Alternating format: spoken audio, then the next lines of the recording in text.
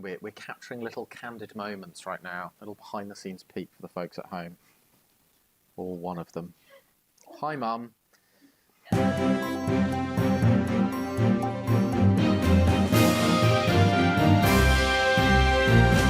Hi everyone, welcome back to another edition of the Influential Times. As per usual, I'm here with my very lovely co-host Tom. Hi, Rob. And we are going to be dissecting some of the biggest stories in social and influence from the last month. So first up, Tom has got a story about a little company you might have heard of, little niche called Facebook.com. What's the goss? Quite a lot going on with Facebook. Obviously, they had an outage on the 4th of October, which obviously everyone knew about because no one could send any WhatsApps, which was, annoying, but also quite nice as well. So the platform, well, three of their platforms, Facebook, WhatsApp, and Instagram, all went down for about 6 hours. And essentially the issue was with a router which connects their data centers, which I don't know what that means, Jack. I don't know if you know what that means. I sat and read an entire explainer article that said in detail, and that detail went in and immediately left my head. Yeah, so exactly. Also no. So something happened with their data centers. It seemed like someone forgot to update something, but that was kind of the gist I got. Yeah, and the major problem was that all of their internal systems went down as well, so they couldn't actually fix the problem either, which isn't very helpful. Their share price dropped by 4.9%, and Mark Zuckerberg's wealth dropped by 6 billion. So not that matters too much for him. I'm sure he'll have made that back in the meantime. Yeah, exactly. And then the other big story which has come out is around Frances Haugen, I think you pronounce it, who is the whistleblower. She used to work at Facebook as a data engineer, and she's essentially leaked a load of internal documents from Facebook, which basically suggest that they are putting profit before user safety. And it was basically suggesting that they were struggling to moderate content which promoted hate and sex trafficking outside of the US. So Zuckerberg's under a lot of pressure now because they're basically saying that he's really US-centric and he doesn't really care about anything outside of the US.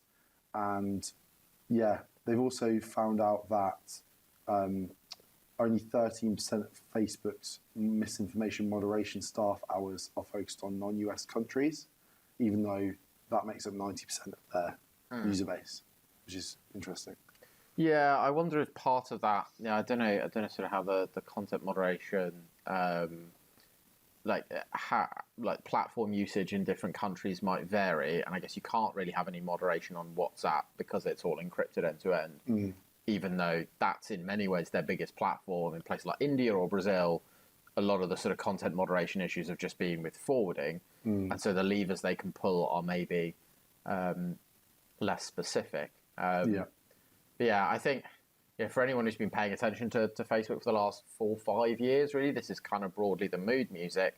I think the interesting thing in some senses is actually that they seem pretty Teflon, and it seems like it doesn't affect usage. Maybe younger users are not sort of taking up the platform, but then I'm sure quite a lot of younger users are still using Facebook's other products. So how much of an issue is it if they can kind of keep integrating Instagram and WhatsApp into? I know that they're working on integrating the messaging infrastructure. Are they essentially going to keep people tied into that wider Facebook ecosystem and be okay? It's interesting. There was a Guardian article this morning actually saying, is the writing on the wall for Facebook, as in Facebook platform itself, obviously with younger users not really getting on board. But like you say, obviously Instagram and WhatsApp probably more so. They're still wildly popular, aren't they? So hard to say. I think, we've seen the prediction of their demise for quite a while.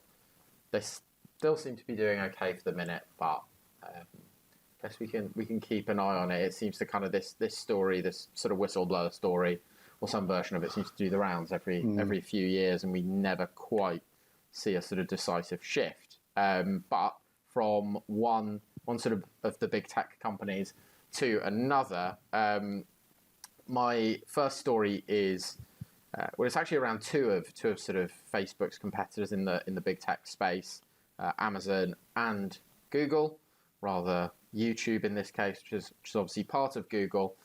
Both kind of ramping up their efforts with audio, live and kind of social audio Spaces. So YouTube have hired someone to formally be in charge of podcasts. A lot of podcasts record a video version these days anyway. It's kind of relatively common practice, as you see before you now. Little meta moment there. And then Amazon are sort of, it's a bit more like radio, because I guess they've got their set of product has the kind of the hardware in the Alexa product to actually play the radio in people's homes. So they're sort of trying to set up something a little bit more like radio. But I suppose what it serves is the ongoing need for almost sort of ambient sound that the radio can sometimes play, that listening to a podcast can sometimes play. And I think, I don't think I'm alone in kind of sometimes just looking almost for just something to put on almost while I'm kind of doing jobs around the house or something. So I don't know, as a sort of podcaster in your spare time as well, do you record on YouTube? Do you ever? Yeah, we have done. Yeah, we have done. It's quite good for sort of dissecting the podcast into different clips as well. Yeah. So just like taking the key bits and putting it out there. Yeah. Okay. Not maybe the whole stream, but some of the bits to promote it is quite useful. Okay, yeah, because you can sort of host the video on there and social promotion. Yeah, so it seems like YouTube are kind of paying attention to people like that. The Amazon one is, well, we'll see it kind of. They're having to put a lot of money initially up front, which obviously they can easily afford to do, to kind of hire people to DJ segments and things like that. We'll see. I guess, yeah, they can pipe it into people's houses via Alexa. I don't know how much people will enjoy their Alexa just suddenly playing a radio station they'd never heard of until the day before. But yeah, we'll find out. Like the time that U2 album showed up on everyone's iTunes, completely unbidden. Yeah, I guess all publicity is good publicity, in theory, until everyone's yelling about how much they hate your album. So in terms of sort of investing in the creators, then my second story is on a similar note. Twitter are having kind of, lightly stolen the Clubhouse idea with Spaces and retooled it a little. They're now lightly stealing the Clubhouse Creator Program. They've kind of announced their own. It's called the Spark Program, but similarly, they're going to pick about 150 creators and try and sort of reward them. There'll be like a stipend and a little bit of a budget to put towards ads to promote your spaces. You need 5,000 followers. You need to do 2 spaces a week. You have to be over 18. I think those are the main rules. There's a few other criteria, but yeah. It feels like the heat really isn't coming out of the social audio space at all. Clubhouse might be struggling, but it doesn't feel like it's slowing down at all. I don't know about you. I still cannot say I've ever been on a Twitter space at this point. No, not yet. I keep saying I will. Yeah. And they pop up quite nicely. I do see them, but I haven't dabbled in it yet. Yeah, so worth trying. But I've heard good feedback from people who have joined them, said they found the experience pretty good. That often in kind of Silicon Valley circles, it's popular and is maybe filling some of the space that Clubhouse is kind of maybe gradually vacating a little. So yeah, I think they've got all of the advantages on their side. Twitter or many advantages that Clubhouse struggled for. Things like discoverability. An interesting thing they sort of mentioned they were thinking about doing is basically bumping your space up and pushing it to more people if you're going to be if you're part of their program. So that could be quite advantageous and can kind of help you grow your program, as well as obviously $2,500 a month. Wouldn't say no to that. If anyone out there would like to give me $2,500 a month, I've got some very well thought out remarks about what the voting age should be. So your second story also relates to Twitter, right? With, yet another acquisition. Yeah. So British entrepreneur Nick D'Aloisio, who was actually the guy who sold Summerly to Yahoo for $30 million when he was 17. He's developed another app this time. It's called The Sphere.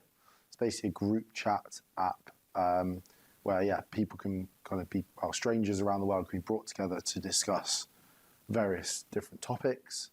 It's been sold for an undisclosed amount, so we don't know how much that is, but it will close in November. and it's only got about 20 staff, but they would actually join Twitter to kind of integrate these features into the social network. So yeah, what do you think the idea is behind this for Twitter, Jack?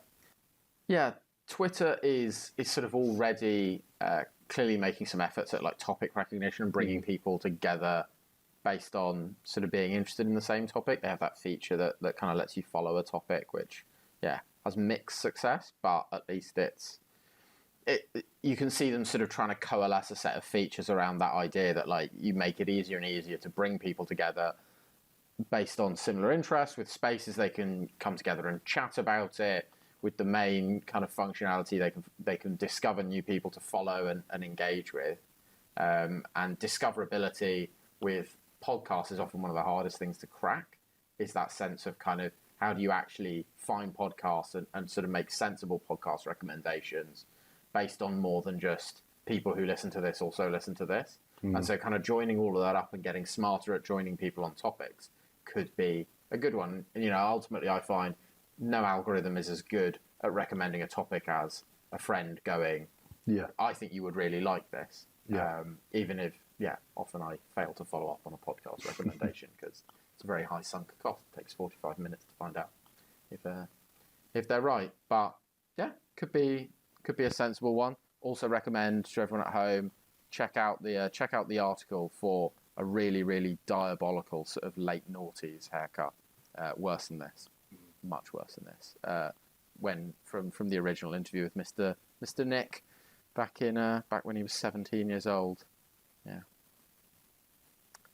So that is it. There will be another bonus story in the email about someone has come up with an app for mentorship, sort of trying to scale the idea of finding a mentor online, which I think is worth a read. But otherwise, we will see you all again in a month's time. So it's bye from me and bye from Tom. Cheers, everyone.